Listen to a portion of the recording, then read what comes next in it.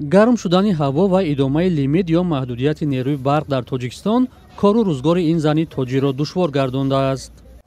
Холодильник дар корай бад хай охир бояд даро мекишам бегайё я дарс тайёр кардани кӯдакода баъд охир ҳама мушкилои ами одам ами боз ба свет дам телефон монзарят гирифта наметавонам баъд свет ки мурд ами алоқаи чизам алоқадам нест қатъияк аз гап зада наметавонӣ. Маҳсулототон кадомаш вайрон мешавад? Ҳамаш инаё свет нест вайрон шидан иниё вайрон шидан мисол ё вайрон шидан ин чаккара бояд дар холодильник бимонем свет нест бояд дар холодильник бимонӣ ёра. маҳдудият ё танҳо дар соатҳои муайян додани барқ ба сокинон аз 22 сентябри соли 2024 яъне 7 моҳ боз давом дорад. далер ҷумъа вазири энержӣ ва захираҳои оби тоҷикистон ҳанӯз моҳи январи имсол ба хабарнигорон гуфта буд ки таъмини мардум ба нерӯи барқ дар моҳи феврал куллан беҳтар хоҳад шуд.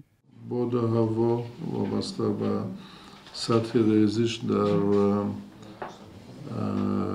дарёи вахш ва сатҳи об дар обанбори баҳри Кабуд яъне дар нерӯгоҳи Норак. аз он вақт 3 моҳ гузашт, вале ин мард мегӯяд вазъ бадтар шудааст. ҳамагӣ 2 соат саҳарӣ метиҳанд, соатҳои 5 гурӯ мекунанд, бо соатҳои 7 мекушанаш, бегонирам ҳамун хелай. баъд ҷанрӯз занг меданем, бахши марказа иҷаша занг меданем. бо ҳаваям ки 2 соат метиҳанд, соати бояд 10 бикушанд мувофиқи ваъдашон. соати 8 мекушанд, 8:30 мекушанд, ҳамагӣ 2 соат саҳария, 2 соат бегай. ваъда карда будам ки 1 апрел дигар барқа пасанд метиҳем. як пухтупаза як ҳамин рамазон будам ҳамин хел кардам. халқи бечора на овқат карда метавонад, на ҳачи пухта метавонад. ҳамин навним кора хӯрдае ки света мекушанд. набудани нерӯи барқро дар минтақаҳои дигари Тоҷикистон низ тасдиқ мекунанд.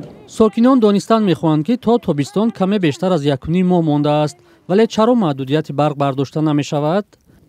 ба ин суол дар ширкати барқи тоҷик посух надоданд. қурбон аҳмадзода масъули дафтари матбуоти ин ниҳод ба тамосҳои ба такрори радиои озодӣ гуфт сабабҳои то ҳол идома ёфтани лимит ва кай аз байн рафтанашро намедонад. таъкид кард ки мавзӯъро дертар шарҳ хоҳад дод. маҳдудияти нерӯи барқ аз мушкилиҳоест ки дар бештар аз 30 соли соҳибистиқлолии Тоҷикистон ҳалли худро наёфтааст.